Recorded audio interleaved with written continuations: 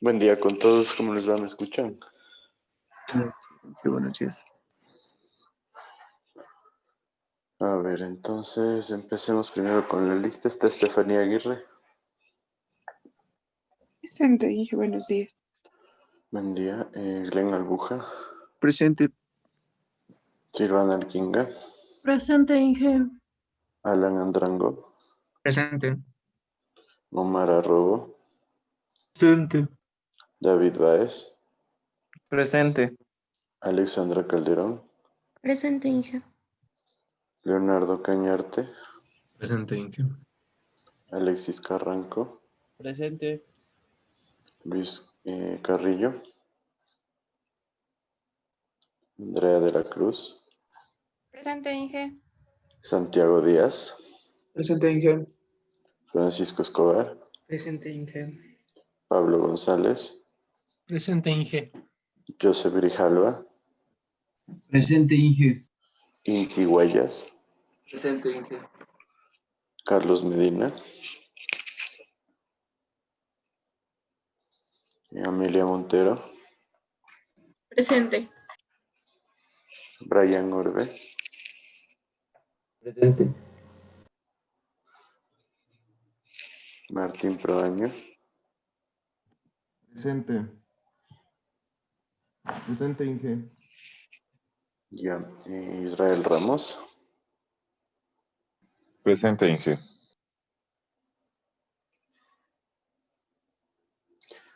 Brian Rea.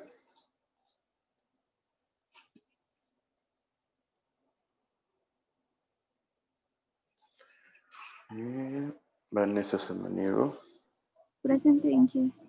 Perdón, me salté a Lenny Salazar. Marlon Santoro. Presente, Inge. Dominic Vaca. Presente, profe. A ver, Salazar me dije.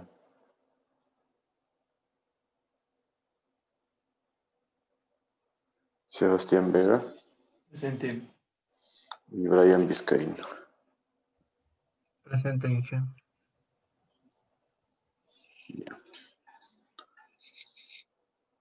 Bueno, ¿qué tal les fue con el trabajo que les mandé? Bien, Inge. Bueno, espero que sí, creo que he entregado en todos los grupos. Y espero que se motiven para que mejoren las notas. En este tercer bimestre, nosotros tenemos el examen planificado para ver, el 12 de noviembre, ¿no? O sea, prácticamente en 3 semanas.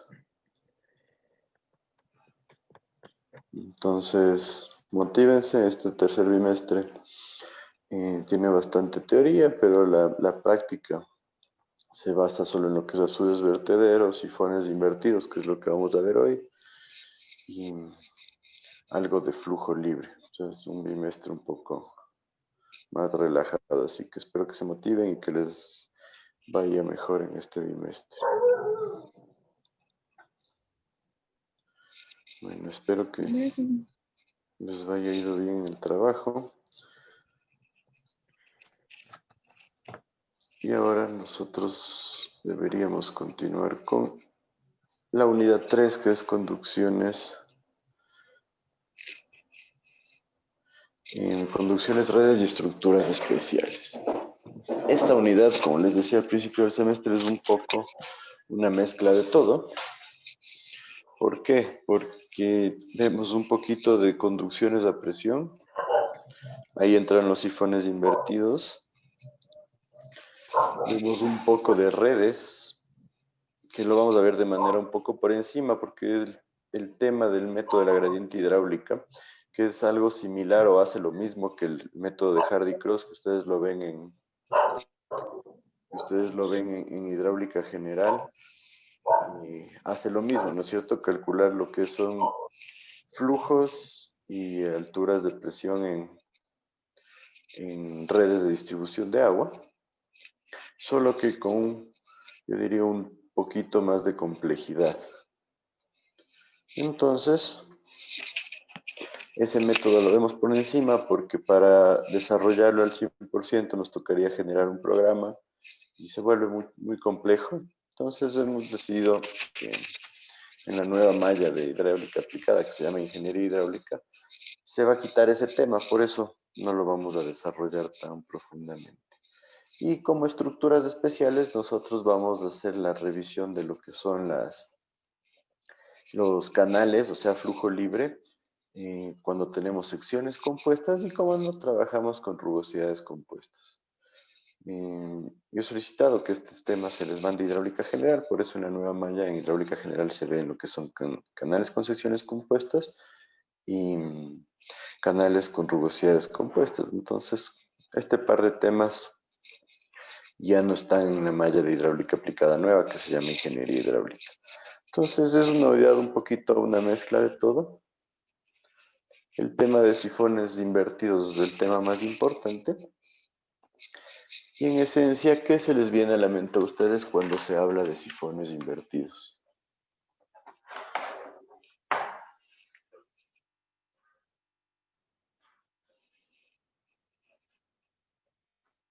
¿Qué me dice Alexis Carranco? Sifones invertidos. Chuta, podría. O sea, yo conozco los sifones normales, pero invertidos no me imagino muy bien. La primera vez que escucho. ¿Cómo funcionaban los sifones normales que mencionas? Eh, o sea, los sifones normales, me parece que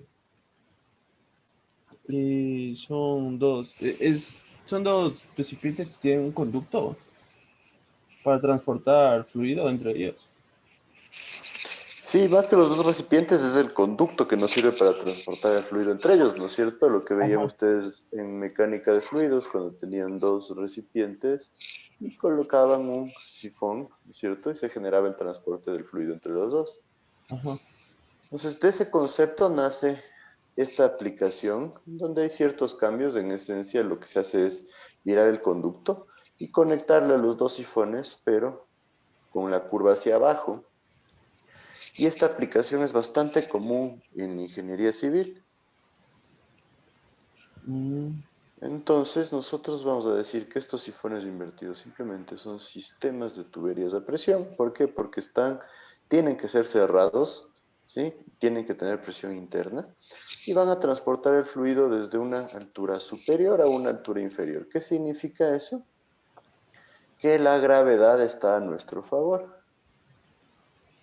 Entonces, el reservorio 1, que va a ser el que está en la altura superior, ¿sí? Tiene que tener respecto al reservorio 2 un delta Z o delta H, que es una diferencia de altura que, que nos permite transportar el agua entre los dos reservorios, ¿no es cierto? Entonces, lo más lógico sería que me digan, ¿y por qué no se les une a los dos reservorios con una línea recta? ¿Qué creen ustedes? Por la topografía. ¿Sí? Por la topografía. ¿Cómo podría influenciar la topografía? Vamos a suponer que la línea café es la topografía, ¿no?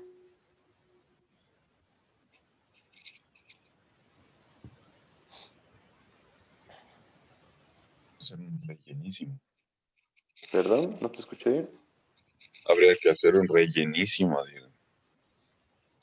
Una opción podría ser un relleno gigantesco que realmente ya de primera debería quedar descartada, ¿no? Es una cantidad de dinero salvaje. Entonces, no relleno. Y después, ¿cuál sería la otra opción?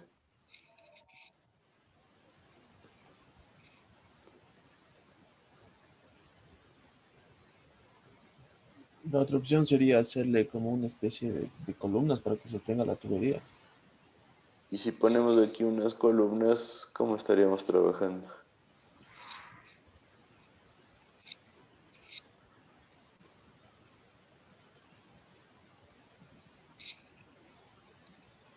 ¿Qué me dice? Mm, En esencia, se forma un puente. Y esta estructura se le llama puente canal. Entonces, si se forma un puente, ¿cuál sería el problema? no se le podría dar un mantenimiento. Al puente sí se le puede dar un mantenimiento. Eh, Sería más costoso.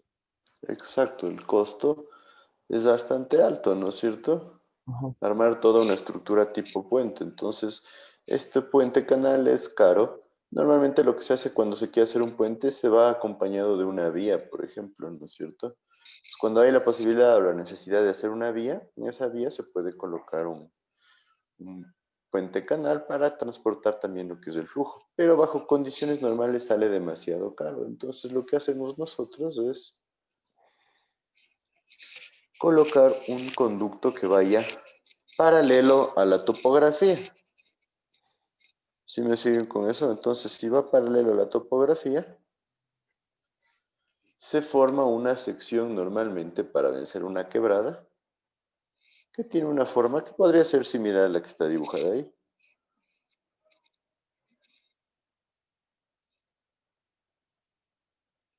¿Sí está claro eso? Sí. Listo, entonces, ¿creen que se puede generar algún tipo de problemas en el sistema trabajando de esta forma?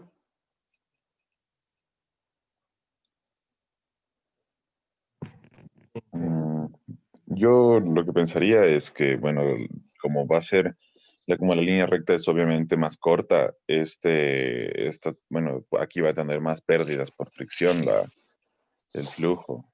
Pero Exacto. no, me imagino que igual mientras estamos con sentido de la gravedad y esté A más arriba que B, no debería haber Exacto. problema. Ya. Y ya desde el punto de vista práctico, ya funcionando este sistema, ¿se puede generar algún tipo de problema en el transporte del agua?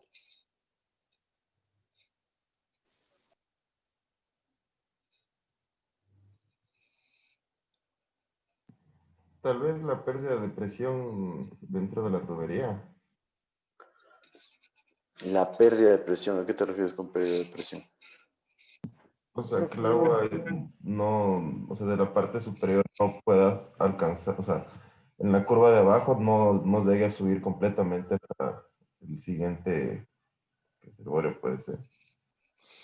Por el delta Z creo que sí Más o sube menos. y alcanza a subir. Creo. Debería alcanzar a subir porque tenemos la gravedad a nuestro favor, ¿no es cierto? Ujú. La idea como ingenieros debería ser que logre subir. Y si dibujamos la línea de energía, debería ser algo así, que se conoce como línea de energía de régimen, porque es el régimen de funcionamiento.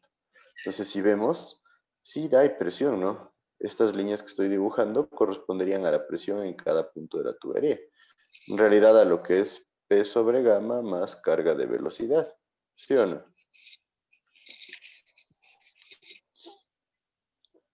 Y si es que este conducto es largo y la relación L sobre D es muy grande, entonces la velocidad se puede despreciar y por eso le digamos que es la carga de presión. ¿Sí me siguen con eso? Sí. Sí. Sí. Ahora, ¿qué creen que pasaría? ¿Se puede generar algún problema en esta zona baja? Mm, Acumulación de sedimentos, tal vez. Perfecto, uno de los problemas que se pueden generar es los sedimentos. ¿Por qué? Porque estamos hablando de un sistema de transporte de agua y queramos o no, siempre va a haber cierta cantidad de sedimentos. Entonces, estos sedimentos van a tenderse a acumular en la parte más baja. Entonces, de aquí va a ser un poco difícil que salgan. Y normalmente lo que necesitamos aquí es colocar una válvula de limpieza o de purga. Sí, pues esta válvula de purga funciona como las válvulas de los lavamanos, donde abajo tiene una tapita que se abre. Entonces, de esa forma se puede generar una limpieza de sedimentos. ¿Cómo podríamos tratar de controlar que se acumulen los sedimentos?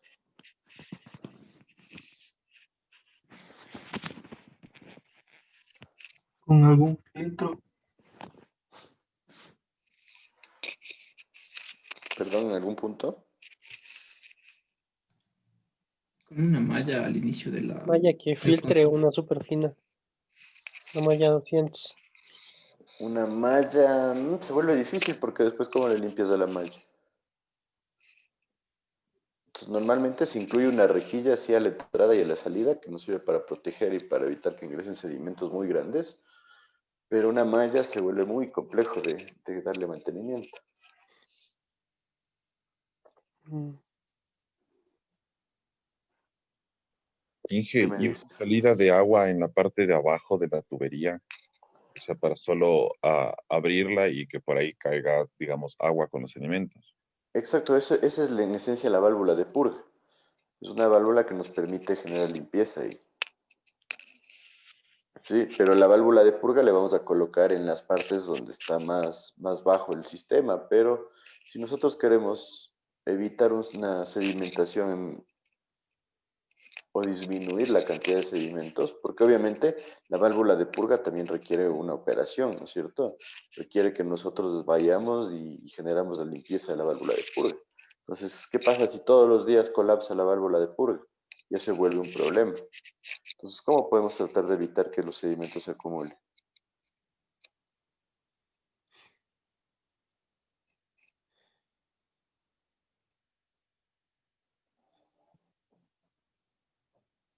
¿Qué me dice?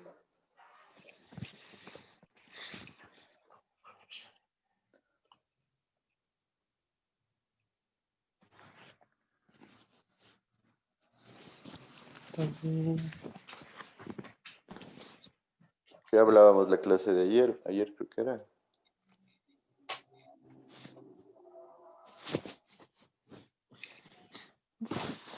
¿Qué deberíamos controlar? Que contemos con una velocidad mínima, ¿sí o no? Si nosotros contamos con una velocidad mínima, esta puede llevarse sedimentos. ¿Cuál creen que sería la velocidad mínima recomendable?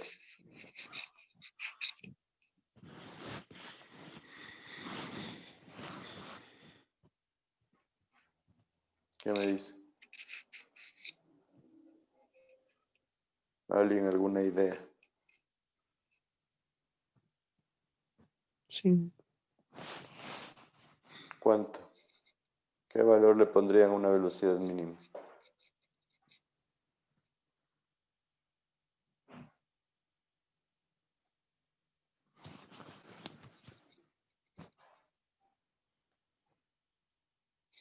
¿Quién me dice? ¿Quién me da una idea?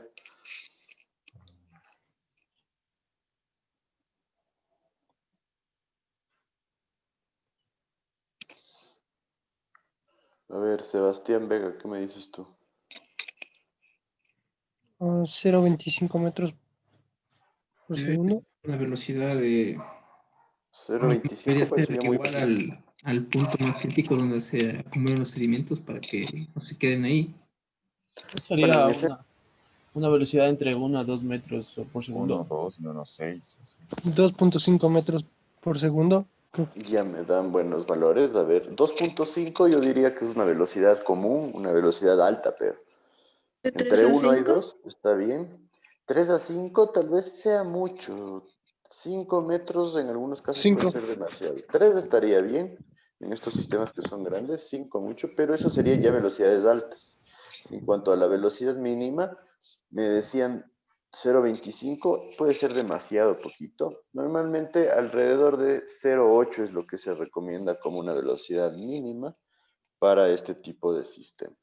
¿Sí? Pero ven, entonces, si ustedes se ponen a hacer análisis, se puede llegar a ciertas conclusiones, ¿no es cierto? Y aquí tienen una imagen de un sifón invertido, ¿sí ven? Este sifón invertido va a lo largo de la topografía y para abastecer a este sistema de acá. Entonces, como ven, este tubo es de acero, aquí está con una soldadura. La unión de soldadura es la más común. También hay uniones tipo brida, en donde las bridas simplemente son un sistema que va alrededor del conducto y mediante pernos se genera el ajuste. Entonces, estas bridas tienen un sistema de un sello para evitar que se produzcan fugas de agua. Entonces, es un sistema que no produce pérdidas menores. O sea, las pérdidas menores que produce son muy bajitas, entonces es bastante bueno. Esto de aquí se conoce como un anclaje. Sí, el anclaje nos sirve para que estos sistemas no se desestabilicen por vibración, para soportar las fuerzas, porque el agua lleva con bastante fuerza. Entonces, esta fuerza puede generar que se mueva la tubería, o en el caso de golpe de ariete, que las vibraciones desestabilicen al tubo y puede ser peligroso porque se puede llevar un tramo de ladera. Entonces, es importante cuidar a nuestro sistema colocando estos anclajes. Y normalmente en la zona baja del conducto se colocan apoyos que nos sirven también para darle dirección al tubo, pero de una forma más importante, porque en la mayoría de casos se busca que no esté en contacto con el suelo. Entonces, ¿por qué que no esté en contacto con el suelo? Porque puede ser que se genere un problema de oxidación rápida en el conducto si es que está en contacto con el suelo. Entonces es preferible que tenga una separación y de esa forma el agua no va a generar tanta afectación. Entonces, como ven, pueden ser sistemas con diámetros muy grandes. Me parece que este diámetro de aquí estaba en este conducto alrededor del 1 metro o 1,60 m, algo así. Este es un sistema colocado en Estados Unidos para el abastecimiento de una población. Entonces son obras bastante comunes. Y por ende, vale la pena que sepamos nosotros cómo funciona. Es un poquito lo que les mencionaba. Nosotros tenemos nuestro tanque de carga inicial, nuestro tanque de salida, y aquí está la línea de energía de régimen que mencionábamos al principio. Pero para este sistema nosotros debemos considerar la línea de energía estática y la línea de energía dinámica. ¿A qué se refieren estas dos líneas de energía? ¿Qué me dicen ustedes?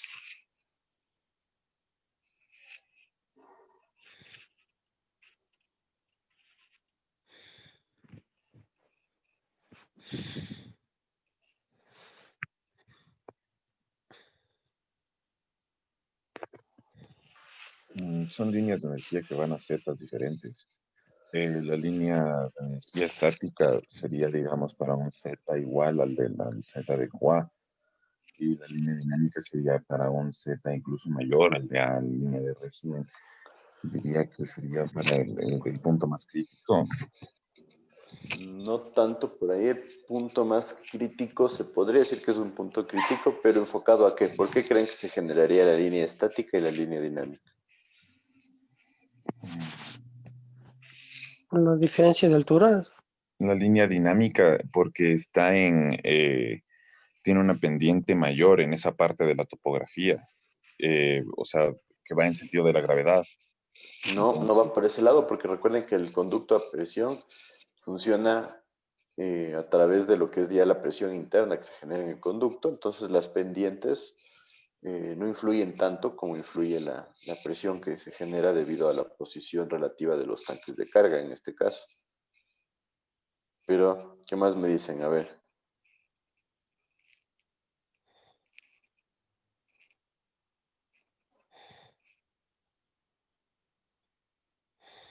La línea estática como está constante no sería como que no estaría en funcionamiento, o sea, Exacto, la línea estática, perfecto, es la que representaría cuando el sistema está parado, pero está lleno de agua, ¿no es cierto? ¿Creen que podría darse ese caso? sí. Sí, Sí, ¿no es o cierto? sea, Cuando están cerradas las válvulas, simplemente no funciona el sistema y se produce la presión estática. Perfecto, entonces es posible y sí es algo común que se genere. ¿Qué me dicen ahora de la línea dinámica? ¿Por qué creen que se habla de una línea dinámica? Creo que tal vez porque está en movimiento el fluido. no. Yo creo que sería cuando tengamos una sobrepresión, tal vez. Entonces, Exacto, una sobrepresión. ¿Y por qué se podría generar una sobrepresión? tal vez porque tenemos problemas en el tanque de salida. Más o menos, dependiendo del caso. ¿Cuál sería una situación típica de sobrepresión? Está obstruido el tanque de salida. Mucho No, sedimento. porque realmente si estuviera obstruido el tanque de salida, más bien se eleva el nivel de agua aquí y colapsa el tanque, pero no genera sobrepresión. Ah, no, ya sé, cuando tendríamos una carga, un caudal inicial muy demasiado. No, tampoco por ahí. ¿A alguien se le ocurre? Una reducción en la sección transversal de la tubería. Una reducción, desde un punto de vista crítico podríamos decir que sí, pero no sería exactamente la razón, sino el fenómeno del golpe de ariete. Que eso sí ya hemos hablado un poco y yo que sé que ya han escuchado, ¿no es cierto? ¿Sí o no? Sí. Entonces, el golpe de ariete es el fenómeno que podría generar esta presión dinámica y en este caso sí se puede producir el golpe de ariete porque el golpe de ariete se genera por una variación drástica de lo que es la velocidad dentro del conducto y normalmente nosotros vamos a tener una válvula de salida acá y a veces también una válvula de entrada acá. Entonces esta válvula de salida cuando se cierra, ¿sí? O la válvula de entrada, normalmente la válvula de salida es la que genera mayores problemas, puede generar el golpe de ariete. ¿Sí? ¿Por qué? Porque se cambia la velocidad dentro del tubo de una manera muy drástica. Si se genera este cambio de velocidad, nosotros vamos a tener un incremento de presiones, un incremento y decremento, porque el golpe de ariete ya vamos a verlo en la siguiente unidad, pero funciona más o menos así. Entonces se produce una sobrepresión y una depresión. Entonces eso afecta a las presiones dentro del conducto. ¿Sí está claro eso? Sí. Perfecto, entonces, en esencia a esto nos referimos nosotros con la línea de energía dinámica. Y como ven, la línea de energía dinámica puede ser la que genere mayores presiones, ¿no es cierto?, sobre el conducto. Entonces, nosotros debemos tener cuidado con esta línea dinámica para determinar lo que es el espesor del tubo. ¿Sí? Entonces, normalmente en este tipo de sistemas, como hablamos de alturas importantes, nos toca ir generando cambios de espesor o tramos con espesores diferentes, sí, que sean capaces de resistir lo que está sucediendo en el sistema. ¿Sí me siguen todos? Sí. Entonces, nosotros aquí debemos determinar qué sucede con el espesor, ¿sí? Y veíamos con la velocidad mínima por sedimentación, y también vale la pena mencionar que en estas zonas donde se produce un punto máximo y después vuelve a disminuir, hay riesgo de que suceda algo así, en donde se empiece a acumular aire en el conducto, ¿no es cierto? ¿Qué dijimos que puede generar el aire en el conducto? Habitación, si es que hay bombas.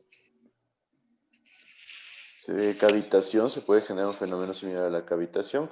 En este caso no va a haber bombas, pero tenemos alta presión, ¿no es cierto? Mira toda la presión que hay sobre este punto. Corrosividad. Entonces, si se forman burbujas, se va a generar un efecto similar a la cavitación, pero con las mismas consecuencias. También se produce una pérdida de eficiencia en el transporte del agua y se produce una reducción de la sección transversal aquí, lo que genera que las velocidades varíen. ¿Sí?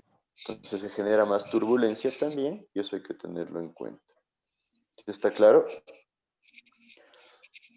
¿Qué se suele hacer aquí? Simplemente colocar una válvula de aireación. ¿Cómo funciona una válvula de aireación? Simplemente, ahí la más simple en su forma tiene una especie de tapa en donde ustedes le van enroscando, desenroscando, de acuerdo a la cantidad de aire que podrían tener. Entonces, si está cerrada no sale el aire, si se abre un poco empieza a salir poco aire, y si se abre mucho sale todo el aire, ¿sí? Entonces la ventaja de esta válvula es que no permite que salga el agua, sino solo el aire. Y además, cuando se dan los trabajos de vaciado y de llenado de la tubería, estas válvulas de aireación nos ayudan a que no se generen efectos de succión, ni tampoco a que se genere turbulencia exagerada dentro del conducto. ¿Por qué? Porque si es que no hay la válvula de aireación, se genera un tapón de aire y la presión del agua tiene que deshacerse de ese tapón de aire. Entonces, cuando hay la válvula de aireación, el aire sale y se genera un llenado y un vaciado mucho más rápido. ¿Sí? Y realmente hicimos en el laboratorio de hidráulica de la facultad, hicimos un aparato que simula lo que es el llenado y vaciado de las tuberías con y sin válvulas de aire, que es bastante interesante, así que espero que pronto ustedes puedan verlo y ahí van a tener un poco más de claridad. Dentro de estos sifones invertidos, nosotros tenemos que tener en cuenta que se necesita una transición de entrada y transición de salida. En esencia, una transición es un cambio de sección. ¿Por qué se genera esta transición? Porque el agua llega al tanque, ¿no es cierto? En donde tenemos el tanque, y este tanque va a generar un nivel de agua alto. Y de repente se llega al conducto que va a tener presión. Entonces el conducto a presión tiene una sección mucho menor a la del tanque de carga, ¿sí? Y por ende nosotros debemos generar una transición que va a verse más o menos así. De esta forma lo que se produce es que el ingreso y salida también del agua se genere de una manera adecuada. Entonces, se evita la turbulencia excesiva, se evitan las pérdidas que se generan ahí, o se disminuyen las pérdidas, más bien dicho. Entonces, normalmente se recomienda contar con transiciones de entrada y salida. Lo que ya les decía, rejillas de entrada y salida para controlar material grande. Imagínense que entre una rama de un árbol o un árbol a ese conducto, va a ser demasiado difícil de sacarlo. Entonces, hay que tener cuidado con eso. La rejilla se recomienda cuadrado circular, lo común es cada 10 centímetros las varillas, ¿sí?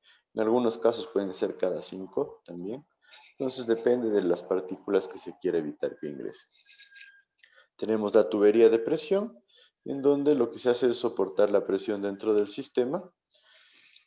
Se requieren los anclajes que les decía para evitar que se genere erosión en las laderas, y lo mismo también se debe contar con apoyos. ¿Por qué con apoyos? Que normalmente tenemos un anclaje así, donde el anclaje tiene que abrazar completamente al tubo, y normalmente cada cierta distancia yo coloco otro anclaje, pero entre anclajes se recomienda contar con apoyos. Los apoyos son más simples y más económicos, entonces de esa forma se mantiene la estructura mucho más estable, podríamos decir. De ahí lo que les decía, ¿no es cierto? Miren, las velocidades de diseño, algo así como lo que ustedes ya me mencionaron. Si tenemos un sifón grande, entre 2,5 a 3 metros por segundo son velocidades bastante normales. Sifones pequeños, entre 1,5 y 2 metros por segundo. Y lo que les decía, la velocidad mínima de diseño, 0,8 metros por segundo. ¿Para qué? Para control de sedimentos. ¿Sí? Entonces es importantísimo que ustedes tengan claras las velocidades. Alguien me decía una velocidad de 5 metros por segundo. Sí podría ser una velocidad muy grande para el sistema. Habría que ver ahí si resiste la tubería. Entonces,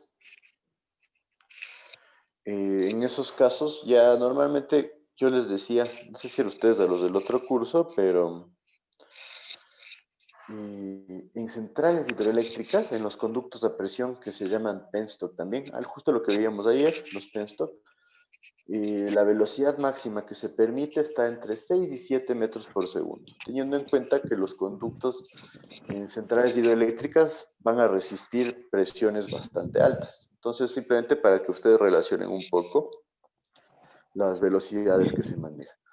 Entonces, haciendo un resumen, en centrales hidroeléctricas, máximo, entre 6 a 7. Centrales ya más pequeñas podría ser entre 4 y 5.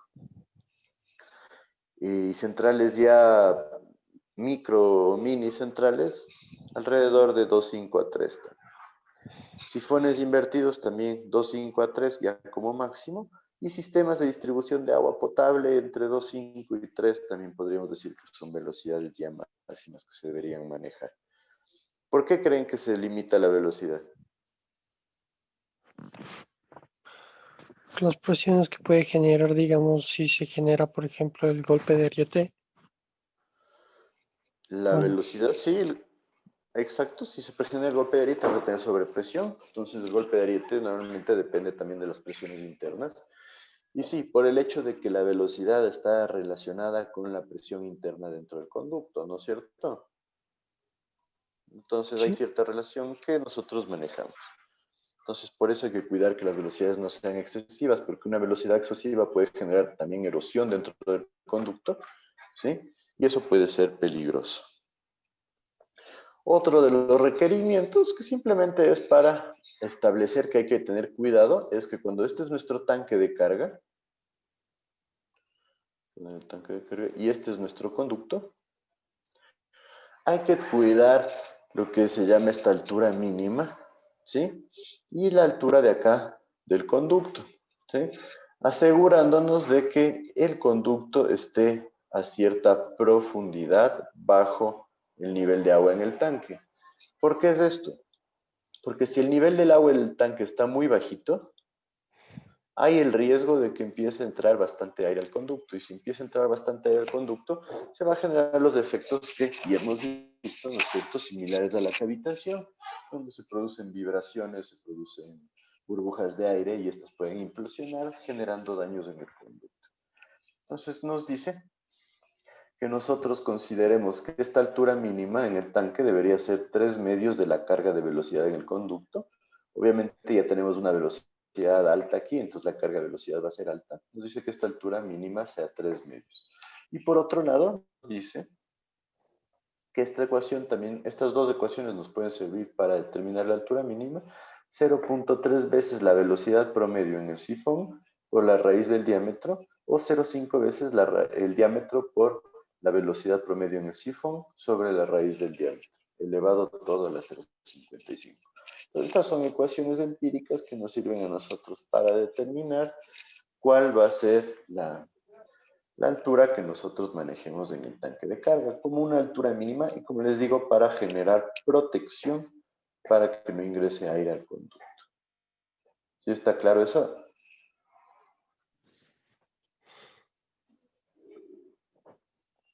Sí, y entonces, obviamente, como ven aquí, esta altura mínima se debe medir desde el eje del conducto y de esa forma nos aseguramos nosotros que no ingrese aire a la tubería.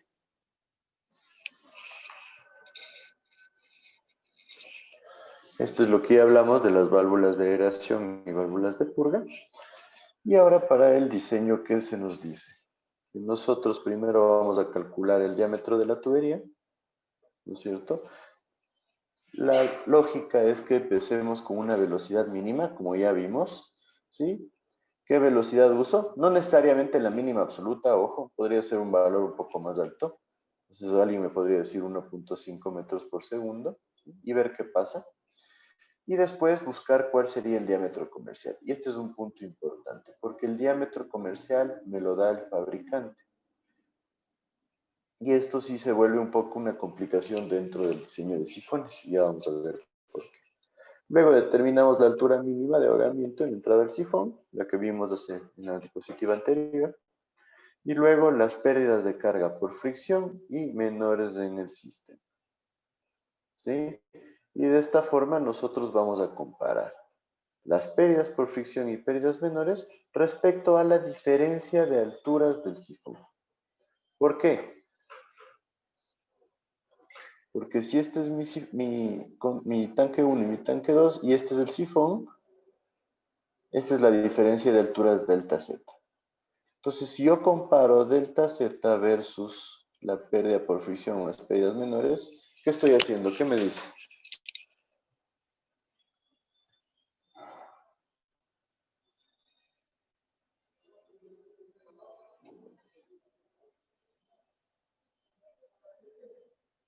Perdón, ¿qué puede repetir la pregunta? Nos dice que hay que comparar delta Z con las pérdidas. ¿Por qué El hacemos esta gradiente de las comparación? pérdidas. Comprobando si cumple Para ver si cumple qué. el, Sé que se podría decir para que no.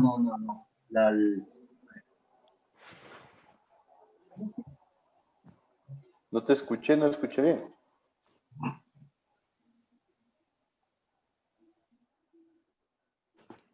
o sea, para ver si llega del un tanque al otro tanque, Exacto, perfecto. Entonces, si delta Z es mayor a las pérdidas, ¿qué significa eso? que si llegan, o Sí, sea, no, Que sí llega, ¿no es cierto? llega. Porque la línea de energía va a quedar encima del conducto de acá. Ya yéndonos a la parte teórica, sabemos que al llegar se va a producir las pérdidas, pero las pérdidas van a ser menores a la diferencia de altura con la que yo cuento. Entonces sí funciona. Si es que son iguales, ¿funciona o no funciona? no, porque estaría estático, creo. No, no, en realidad sí funciona porque en esencia todo lo que se consume en pérdidas es la altura que tenemos y llega al conducto, llega al tanque de B, por así decirlo. Pero el problema se da cuando el delta Z es menor a las pérdidas, porque eso significa que hay más pérdidas de la altura que tenemos disponible. Y ahí sí se genera el problema de que no llega el agua. ¿Sí está claro eso? Sí,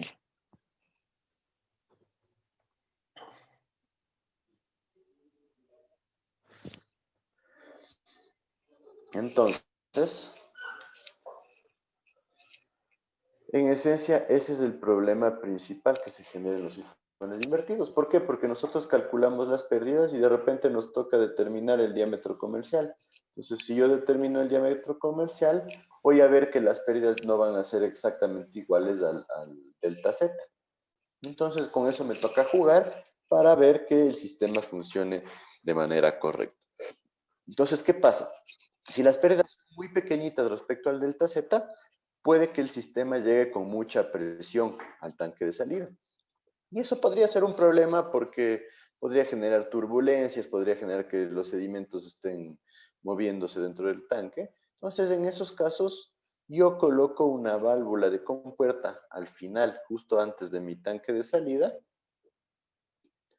Y esta válvula de compuerta yo la puedo cerrar un poco para generar pérdidas menores y de esta manera yo controlo la presión con la que llega el agua al tanque de salida. ¿Sí está claro eso?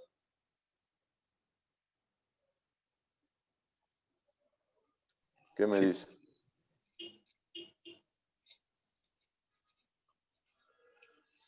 Perfecto. Y finalmente lo que nos falta es determinar el espesor del tubo, teniendo en cuenta cuál es el punto crítico, ¿sí? Y también teniendo en cuenta que si es que el conducto es muy grande, se pueden utilizar espesores diferentes a lo largo del conducto. Y finalmente comparar con una ecuación de espesor mínimo. Entonces lo que es espesores no lo hemos hablado todavía. Y les pongo aquí.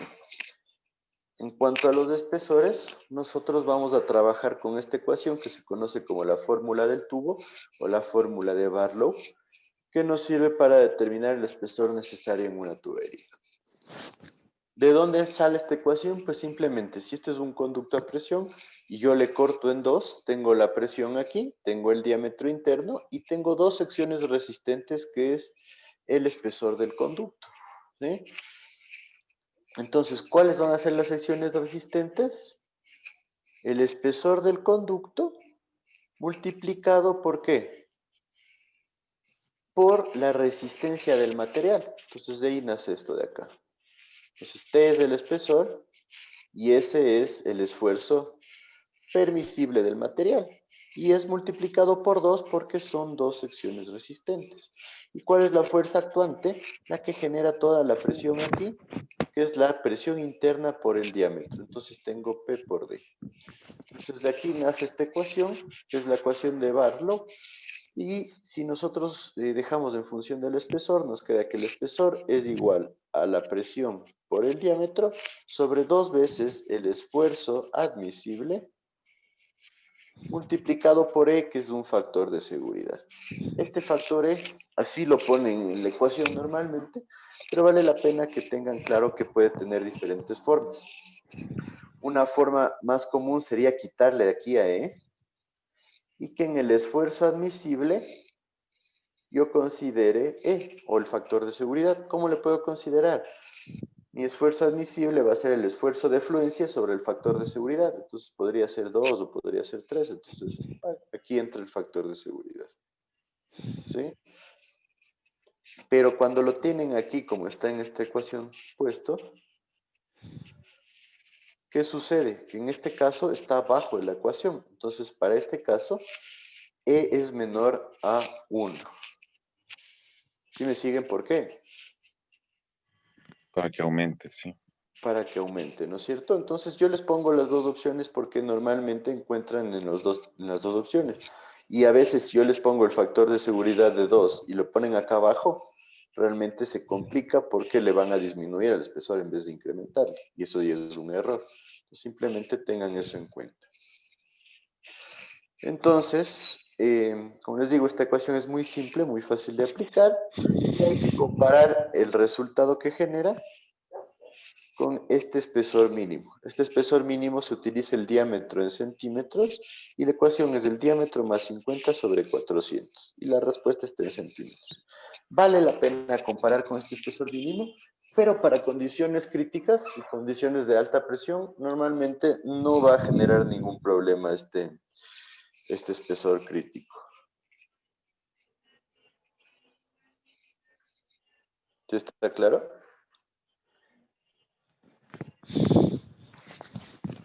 Sí.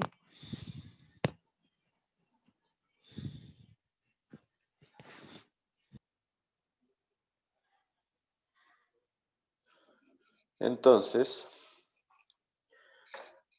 como vieron, ya tendríamos ahí el proceso completo para el diseño y podríamos nosotros trabajar haciendo un ejercicio. Ya va a ser las 8 de la mañana, entonces les diría tomémonos unos 7 minutitos ahí para dispersarnos. Bien. Bien.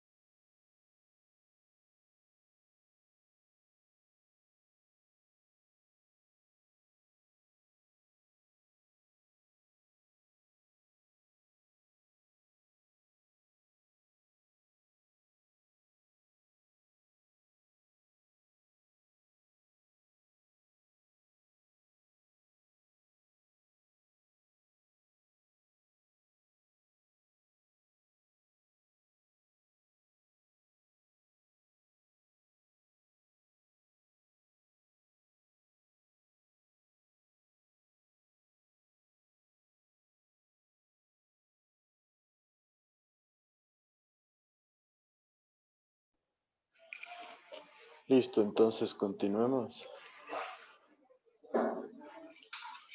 ¿Me sigue? Sí. Sí, Inge. Chévere, entonces vamos a continuar con lo que es el ejercicio. Entonces, para este ejercicio, nosotros queremos calcular el diámetro del sifón en primera instancia, ¿sí? Después, cuál es la carga de presión en el punto B minúscula, que vamos a verlo. El punto B minúscula se encuentra en una zona baja, ¿sí? Hablando de presión de régimen, o sea, de trabajo bajo condiciones normales. Después, cuál es el espesor de la tubería. Si por golpe de ariete tenemos un incremento de presión del 20% de la carga estática. Recuerden, la carga estática es si no estuviera trabajando el sistema. Tenemos un esfuerzo de fluencia en el acero de 2.400 kilos por centímetro cuadrado y un factor de seguridad de 2. El caudal es de 800 litros por segundo, el nivel de A es 2.800 metros sobre el nivel del mar y el nivel de B es 2.785. La longitud entre A y B, siendo esta A minúscula y esta B minúscula, son 1.400 metros.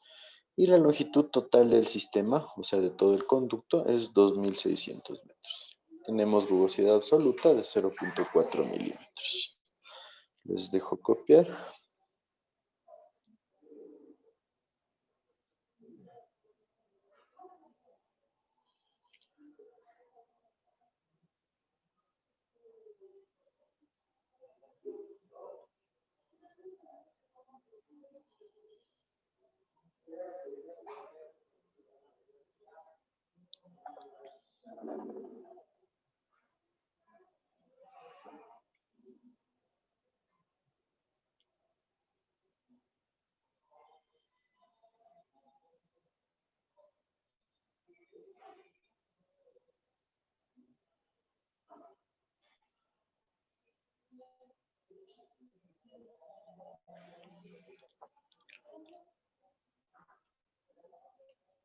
¿Listos?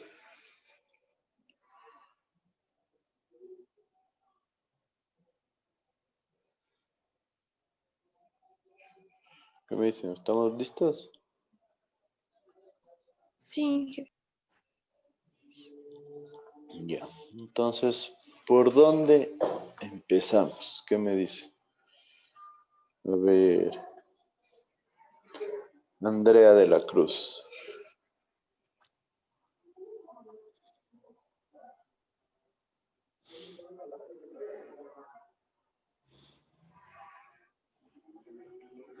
¿Qué deberíamos hacer?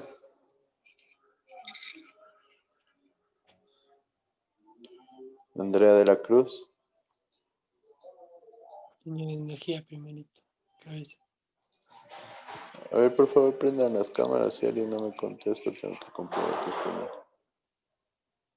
atendiendo.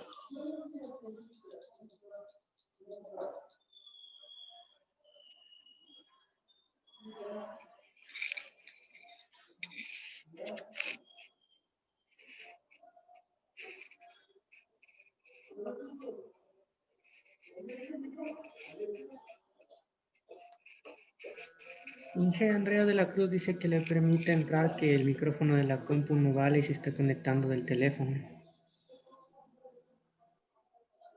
A ver, veo que hay otro ahí también. Ya. Entonces, el resto. A ver, entonces, Andrea, cuenta. Ya. ¿Qué hacemos? Primero teníamos que determinar el caudal. Ay, perdón. ¿Qué cosa? A ver, primero tenemos que calcular el diámetro de la tubería. Ajá, ¿y cómo hacemos para calcular el diámetro de la tubería? Decíamos con la velocidad mínima, que era 1.5. Podemos utilizar una velocidad. Sí, podemos empezar con una velocidad. ¿Cuál podría ser una velocidad? ¿Me dijiste 1.5? Muy mal. Ajá. 1.5 metros por segundo. Ya. Entonces, si nosotros determinamos área sería igual a caudal sobre velocidad, de donde nuestro caudal es 800 litros, 0.8 metros cúbicos por segundo, y la velocidad que me acaba de mencionar Andrea es 1.5 metros por segundo. ¿Cuánto me da el área y cuánto me da el diámetro correspondiente a esta área? Esa velocidad la estamos asumiendo, ¿verdad, Inge? Sí, es lo que me dijo Andrea, que le parece una velocidad que podríamos utilizar para empezar nuestro análisis.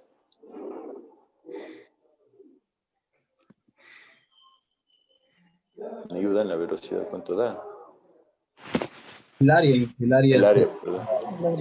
53.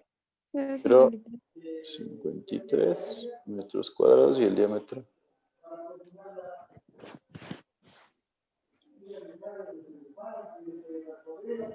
Dios.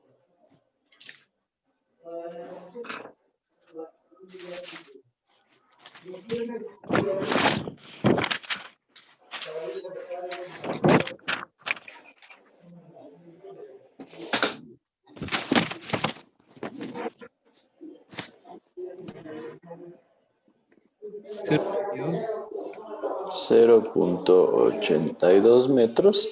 Podríamos decir que el diámetro comercial podría estar en 0.825 tal vez.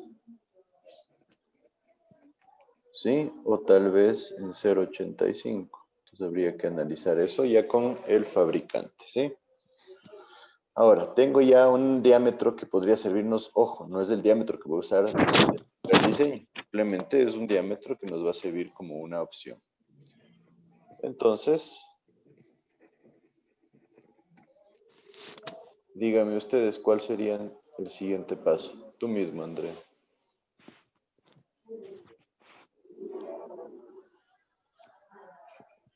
Ya, tendríamos que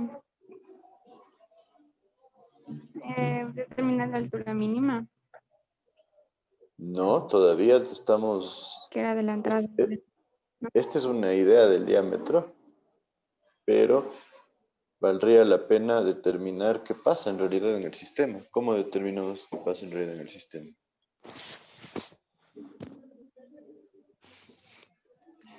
Las pérdidas que calculamos. Calculamos las pérdidas y con qué comparábamos las pérdidas. Con delta Z. Con delta Z, ¿sí? Ajá. Les voy a indicar de dónde sale esa comparación, por si alguien tiene alguna duda, pero lo que deberíamos hacer para empezar es un Bernoulli entre A mayúscula y B mayúscula, con un nivel de referencia, supongamos en A. Entonces vamos a ver, tengo carga de velocidad en A, más presión en A, más carga gravitacional en A, igual a carga de velocidad en B, más carga de presión en B, más carga gravitacional en B, más la sumatoria de pérdidas, ¿no es cierto? HF más HF. ¿De dónde? ¿Tengo carga de velocidad en A? No. No, porque estamos con una velocidad muy bajita que puede ser despreciable. ¿Tengo carga de presión en A? Sí. Estamos en contacto con la atmósfera, entonces no tengo. ¿Tengo ZA? Ah, no está cerrado. Ajá. No, esto es un tanque abierto. ZA, ¿tengo? No, ¿Por qué? porque nuestro nivel de referencia está arriba. Está en A, ¿no es cierto? Ujú. Lo mismo. Para B tampoco tengo carga de velocidad, tampoco tengo carga de presión. ¿Tengo carga de gravitacional en B? Sí. ¿Cuánto sería? Eh, eh,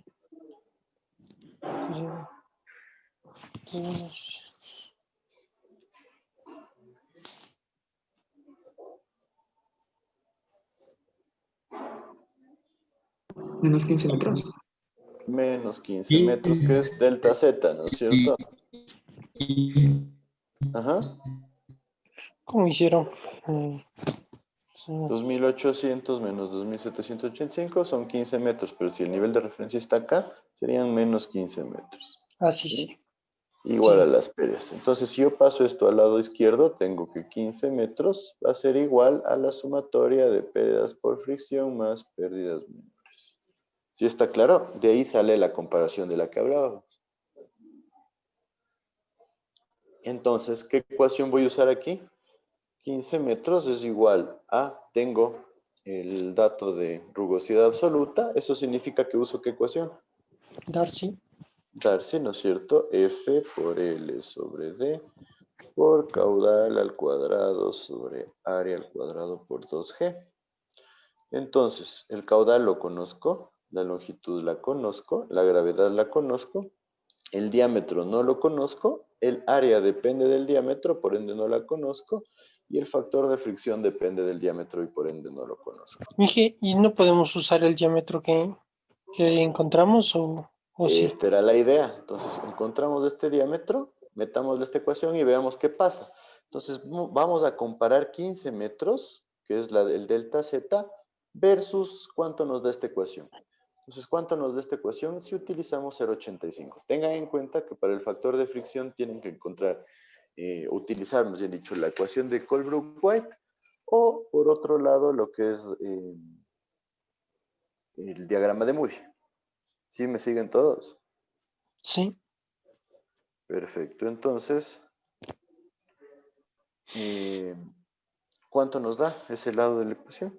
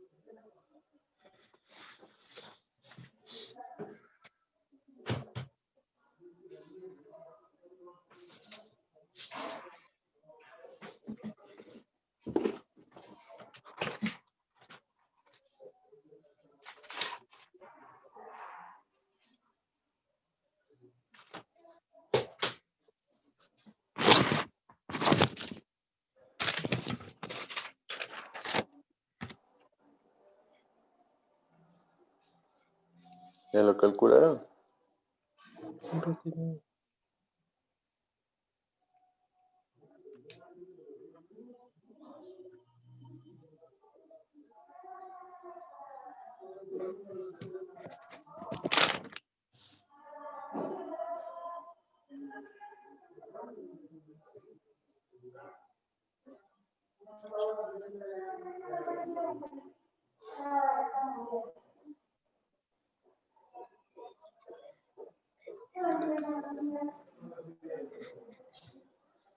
Tengan lista la ecuación, porque probablemente vamos a utilizar varios diámetros más.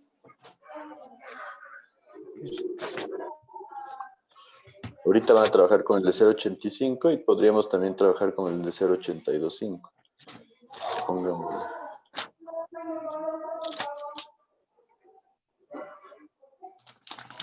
¿Sí? Y una vez pongamos tal vez el de, veamos qué pasa con uno de 0,80, con uno de 0,60, con uno de 0,90.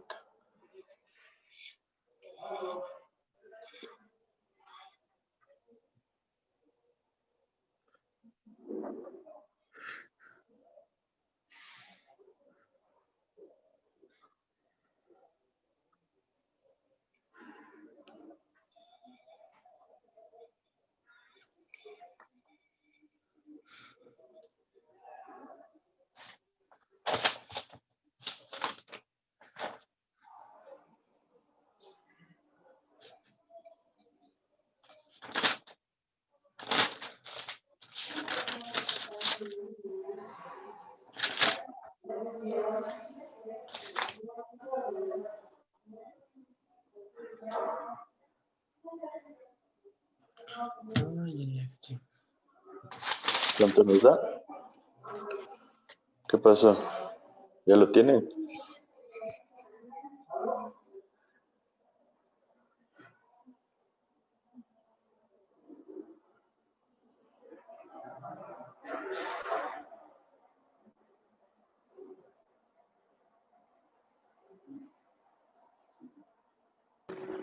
Para un diámetro de 0,85 me dio las pérdidas igual a 5,27 metros. 5,27 metros, perfecto. Para hacer 82,5.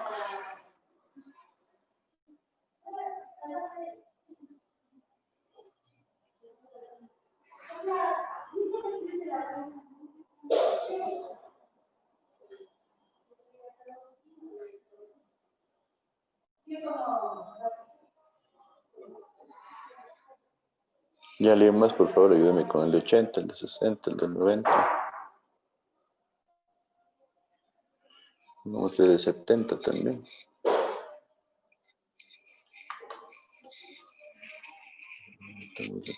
Para el de 0,825 me quedó 6,12 metros. 6,12 metros. Ya. Y el de 80.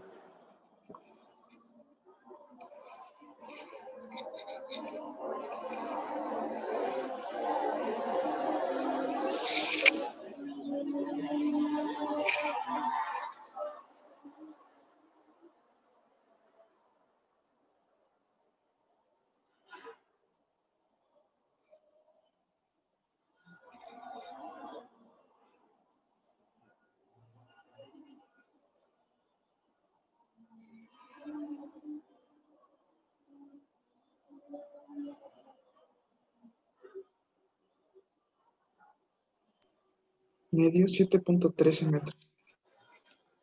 7,13, la de 60. Y la de 90. El resto también, motívese. Necesito que se pongan pilas. Y el de 70 también quiero.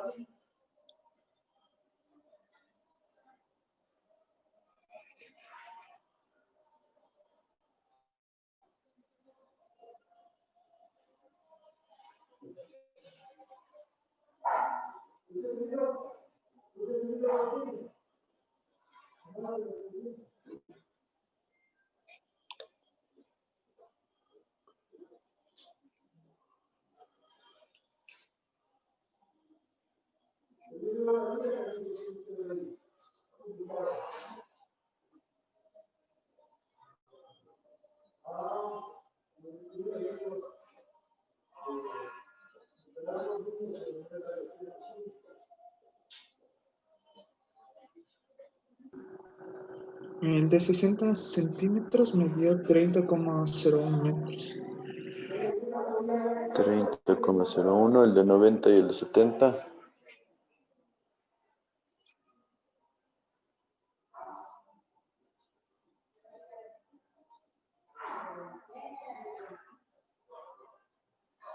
Y el resto también les pedí que prendan las cámaras, ¿no? Si es que no prenden las cámaras, me toca ponerles falta.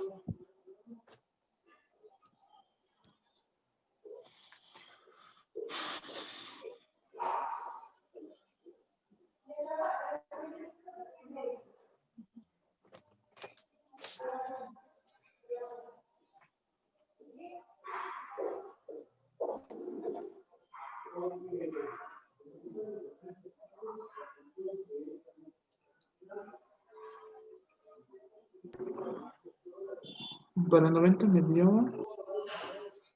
3,73. 3,73 y de 70.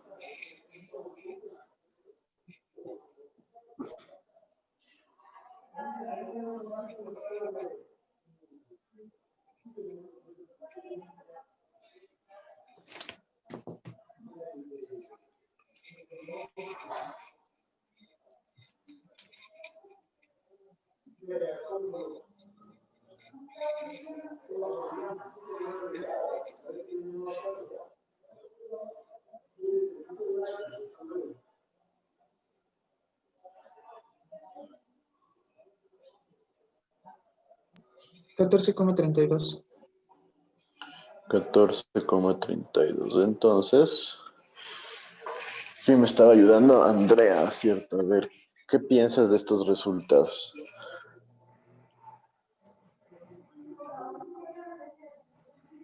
A ver.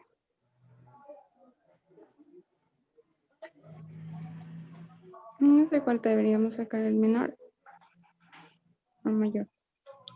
Eso te pregunto a ti, ¿cuál sería tu análisis respecto a todos estos datos de diámetros y de pérdidas por fricción, ¿no? Mm,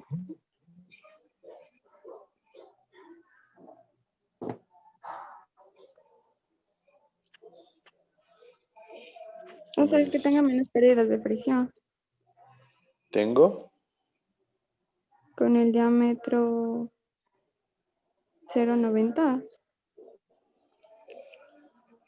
Con el de diámetro 0,90 tengo 3,73, pero si comparo 3,73 con 15 metros, ¿qué sucede?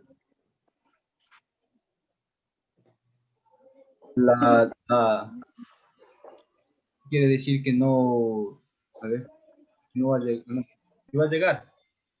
Sí va a llegar, Porque no se disipa mucho la energía. pero llega con mucha presión, ¿no es cierto? Sí, con una cantidad de Entonces, energía. un conducto de 90 centímetros obviamente va a ser mucho más caro que uno de 80 o uno de 70. Entonces, ¿vale la pena usar el de 90? No, No. Probablemente no. ¿Cuál creen que sería la mejor opción? el de 14, el de 0,70.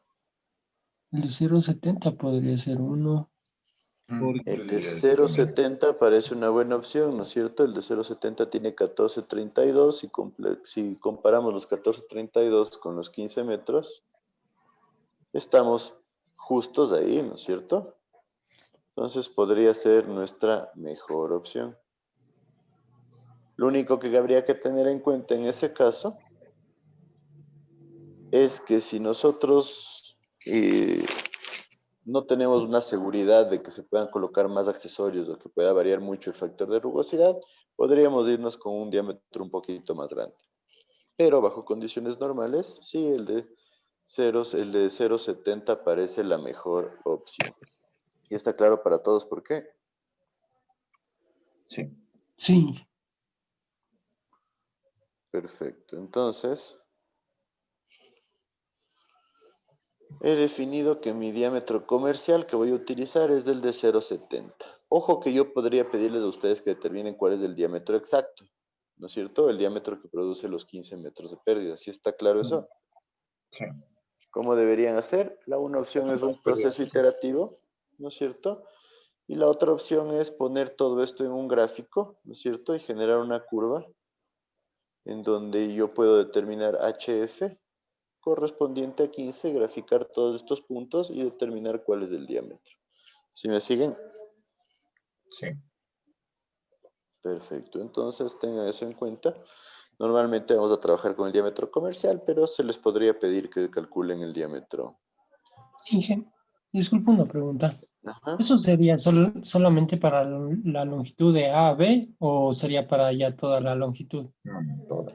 No, eso es para toda la longitud, ¿sí? Porque yo tengo el delta Z de 15 metros entre los dos tanques, que entre los dos tanques yo tengo toda la longitud. ¿Sí está claro? Bien. Perfecto, entonces, el siguiente paso, ¿cuál era? Tú mismo, Andrea.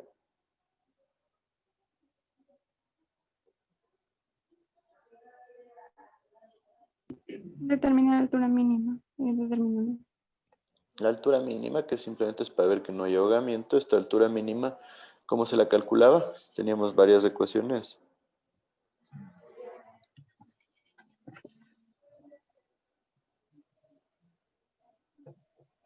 Es 0,3 de la velocidad media. 0,3. ¿Por?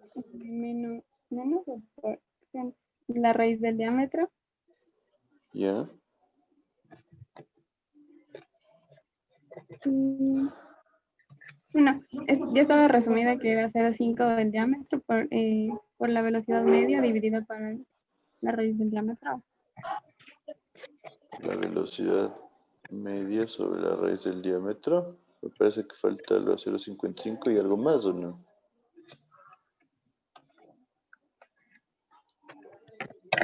Sí, que es elevado a la 0,5. ¿Cero cuánto? 0,55, pero no, 0,55 sí está bien. Ya. Sí está bien ahí las dos ecuaciones. Y la otra creo que era 3 medios de la carga de velocidad.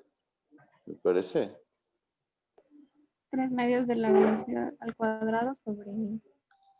Claro, sobre 2G. A ver, 3 medios, ya, perfecto. Entonces calculemos estas tres ecuaciones para ver cuál es la altura mínima con la que nos quedamos. 0.3, ¿cuál es la velocidad promedio en el tubo? Ya con el de 0.70, ¿no es cierto? Si el diámetro es 0.70, ¿cuánto sería el área? Pi por 0.70 al cuadrado sobre 4 nos da ¿cuánto?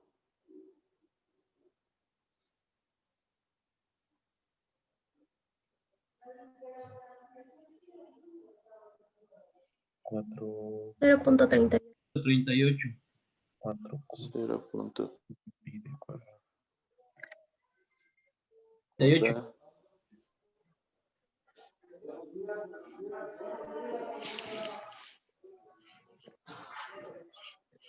¿perdón?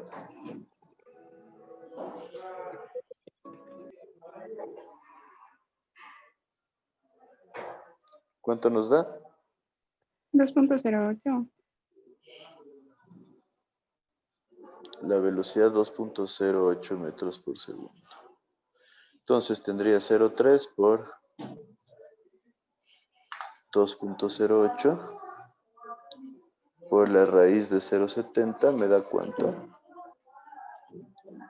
La segunda tendría 0.5 por 0.7 por 2.08 sobre la raíz de 0.7, todo a la 0.55, ¿cuánto me da? Y la última tendría 3 medios por 2.08 al cuadrado sobre 19.62. ¿Me ayudan?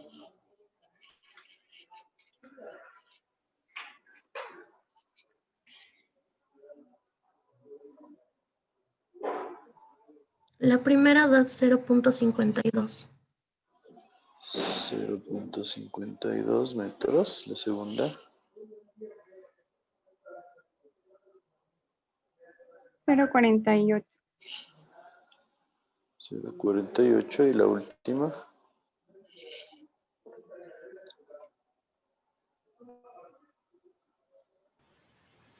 0.33. 0.83. 33.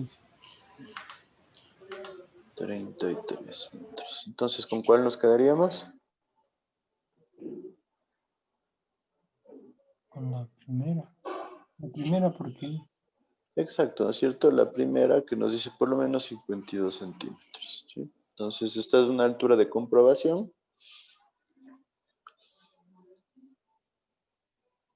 El siguiente paso, ¿cuál sería?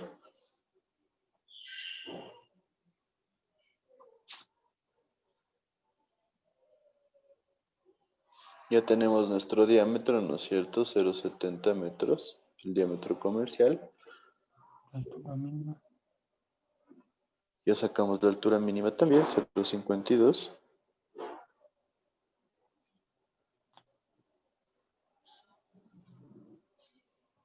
Las pérdidas para luego comparar con la...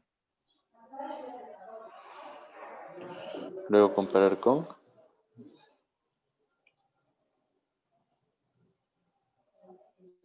En este caso ya determinamos el diámetro. ¿Qué debemos hacer? Ya después continuamos Cogió a la altura determinar de los 0.52. siguientes pasos, ¿no es cierto? Ya tenemos la altura de 0,52, perfecto. Entonces vamos a continuar con la carga de régimen ¿Por qué creen que se les solicita determinar la carga de régimen en la parte más baja? Porque es la parte más crítica. Para ver. Porque es un punto crítico, ¿no es cierto? Entonces, para saber cuánto tenemos de presión. Entonces nos pide carga de régimen en B, que sería igual a ¿cuánto? ¿De dónde sacamos?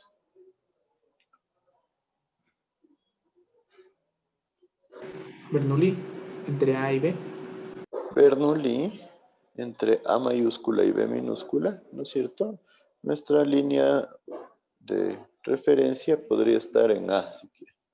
Entonces, nuevamente, vamos. Carga de velocidad en A, más carga de presión en A, más ZA, es igual a carga de velocidad en B minúscula, más carga de presión en B, más ZB y más las pérdidas.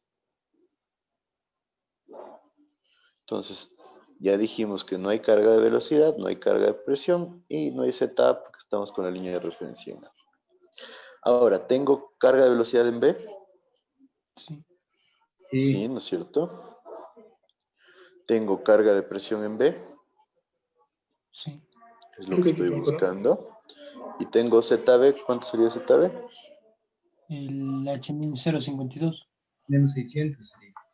No, exacto. 2800 menos 600 me da menos 600 metros. ¿Sí está claro? Sí. Y las pérdidas.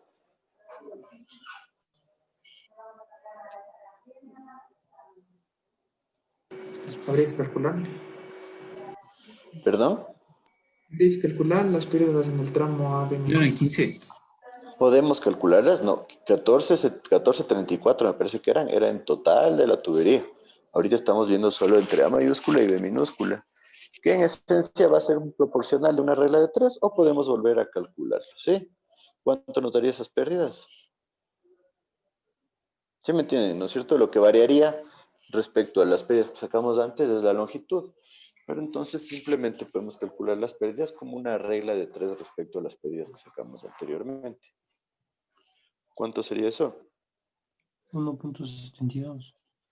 No creo que tan poquito, porque la longitud de A y B es 2400 1400 y la total 2600. Entonces, sí, sería con los dos. ¿cuánto nos daría? 7.1. 7 Ay, acá estoy haciendo mal. 71. 71 metros. Perfecto. Entonces, ¿no es cierto? Yo le paso el 600 acá. 600 va a ser igual a la carga de velocidad que va a ser caudal al cuadrado sobre área al cuadrado por 2G. ¿No es cierto? Teniendo en cuenta que esta área va a ser la misma área anterior, más la carga de presión, que es lo que estamos buscando, ¿sí? Y más 7.71 metros. Entonces tengo que el caudal es 0.8, tengo que mi área, ya sacamos del área, ¿cuánto era? 0.38, algo así. Sí, 0.38. Exacto, entonces tengo todos los datos y puedo determinar que mi carga de presión de régimen va a ser igual a...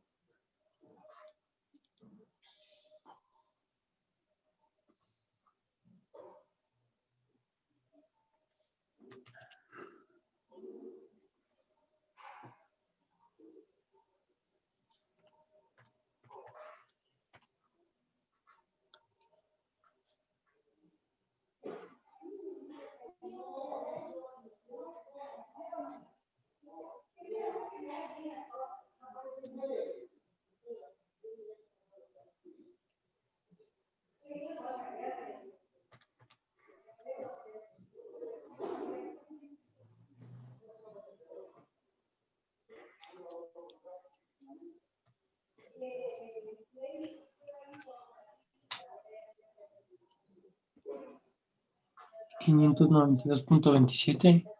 592.27 metros. Entonces, si ven la carga que se puede generar sobre este sifón invertido en la parte crítica, 592 metros de presión. Es una salvajada. ¿Sí está claro eso? ¿Sí me siguen todos? Sí. Sí. Inge. Entonces, por eso normalmente se requiere espesores mayores. Ahora, la última parte nos dice cuál es el espesor. Si es que el delta H por golpe de ariete es igual al 20% de la carga estática. ¿Qué significa eso? Primero saquemos entonces cuál es la carga de presión estática. ¿En dónde tendríamos acá la carga de presión estática?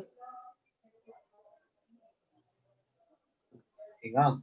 Maybe. En A no tendremos, perdón. En B. En B minúscula, ¿no es cierto? ¿Por qué? Porque es el punto crítico. Entonces, ¿cuánto sería la carga de presión en B minúscula? 2.800 metros menos 2.200 metros. Me da 600 metros de carga estática.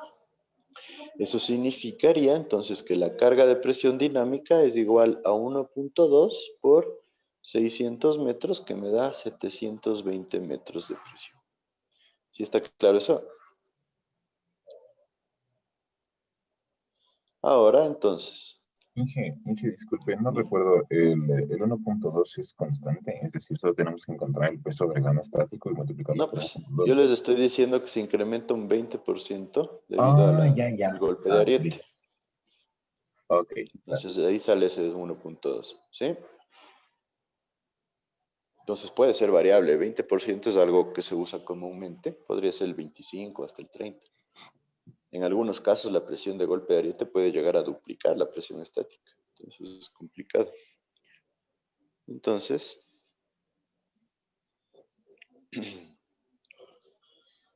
tendríamos la ecuación de Barlow, era T es igual a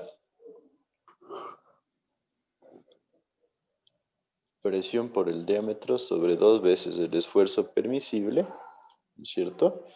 Y dejémosle, como el factor de seguridad es mayor a 1, dejémosle dentro del esfuerzo permisible. Entonces podríamos decir que el esfuerzo permisible va a ser igual a 2.400 kilos por centímetro cuadrado sobre 2, que nos da igual a 1.200 kilos por centímetro cuadrado, ¿sí? 2 es el factor de seguridad.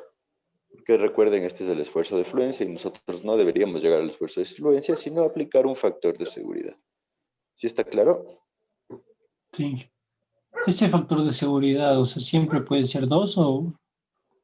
Normalmente 2 es un buen factor de seguridad, a veces 3 o 2.5 también. Y también hay tablas de ese factor de seguridad. Inge. Ese normalmente viene dado en las recomendaciones ya de las normativas. Normalmente les digo el de 2 es el más común ahí. Sí, porque ahí es el esfuerzo del acero también, ¿no? Depende del tipo de material que se utilice. Listo, entonces, ¿cuánto sería la presión? 700, a ver, vamos a ponerle acá abajo. 720 metros por el diámetro, 0,70 metros, sobre 2 veces el esfuerzo permisible, que es 1.200 kilos por centímetro cuadrado. Entonces, ¿qué hacemos ahí? Profe, una pregunta, ¿el de 720 es la presión en el diámetro? Esta es la presión dinámica, la presión debida a la sobrepresión que genera el golpe de ariete, ¿sí? Ya. Listo, entonces, ¿qué pasa en esta ecuación? Tengo aquí metros y acá tengo kilos por centímetro cuadrado. Entonces, ¿debo igualar unidades? ¿Qué hago?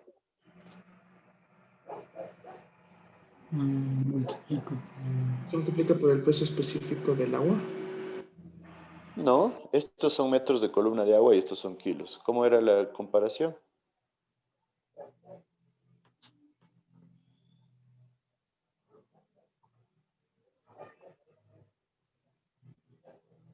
¿Recuerdan? Tienen que manejar esas unidades.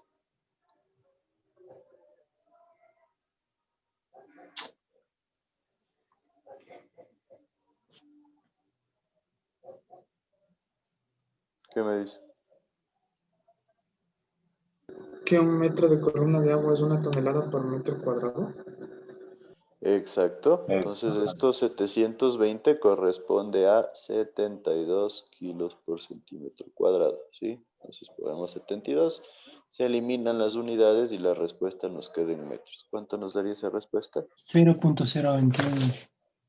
0.021 metros, que es igual a 2.1 centímetros, ¿no? Entonces ya ven un conducto de 2 centímetros de espesor, sí es un conducto bastante grueso.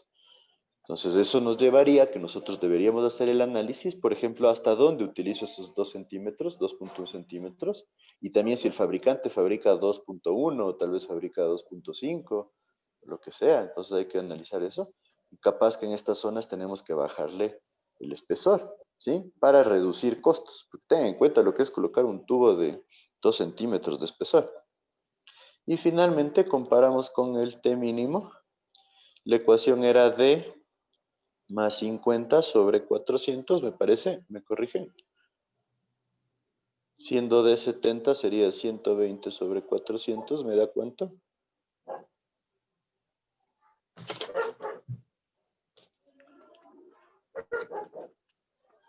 Cero punto 13.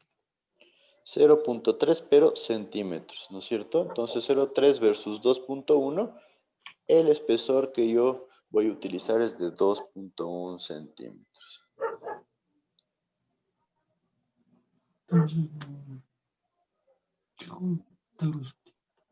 ¿Sí o no? ¿Está claro ahí? Sí. Perfecto. Entonces, ¿qué me dicen? ¿Alguna duda hasta ahí? Este sería el proceso de diseño de un... Una pregunta este de dinámica, ¿cómo les enfocó de 1.2 por 600? No te El entendí bien. ¿Para la 1.2 presión dinámica? El El de sí, 1.2. por 600. Porque el 1.2 nos resulta del análisis que nos dice que el 20% se produce un incremento, más bien dicho, el 20% debido al golpe de Ariete. ¿Sí? Entonces el 20% respecto a la presión estática. Ese es un dato que está acá. Mire, el espesor, ¿cuál es el O espesor? sea, Si el entiendo. delta H por golpe de Ariete es el 20%. Entonces esto no es O una sea, fórmula, digamos, sino simplemente es lo que dice aquí, ya trasladado a un cálculo. y por el 600 es del resultado que nos dio es 592.27. ¿O qué? ¿Cuál 1592? No, por 600. El 600 es igual al 592.27 que nos dio. No, el 600 es la ¿Sí? presión estática. Si tú dibujas la línea de energía aquí,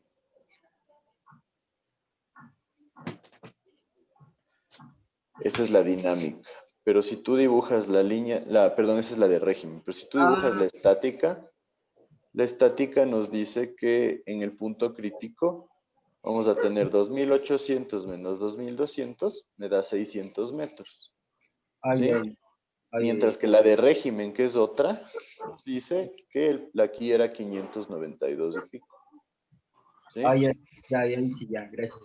Entonces, como sí se puede generar el caso crítico de 600, vale la pena calcular con la mayor de las tres, que es la dinámica, que nos dice que este pedacito de acá es el 20% de la carga estática. Ya, listo, ¿Sí? muchas gracias. Perfecto. ¿Alguna otra duda? Dije, ¿cómo definió la altura mínima? Eso no lo entendí. La altura mínima simplemente es una altura para comprobación, para evitar que ingrese aire al conducto. Entonces, la altura mínima nos dice que si nosotros nos ponemos en este eje del conducto, ¿sí? Tenemos que tener esta altura por lo menos de 52 centímetros. Simplemente es una altura comprobatoria mínima para utilizarlo. ¿Qué significa eso? Este diámetro de acá quedamos en 70 centímetros. Entonces, esta altura de aquí son 35 centímetros. Entonces, ya con eso me aseguro tener una profundidad que le cubra al tubo. ¿Sí? Ojo, es una profundidad mínima. La verdad, de ahí sí, lo recomendable es irse un poquito más arriba. Jane. Perfecto. ¿Alguna otra duda?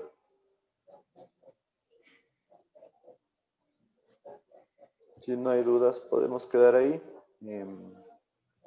¿Cómo se llama? ¿Alguien que no esté en lista? Yo, Inge, por favor.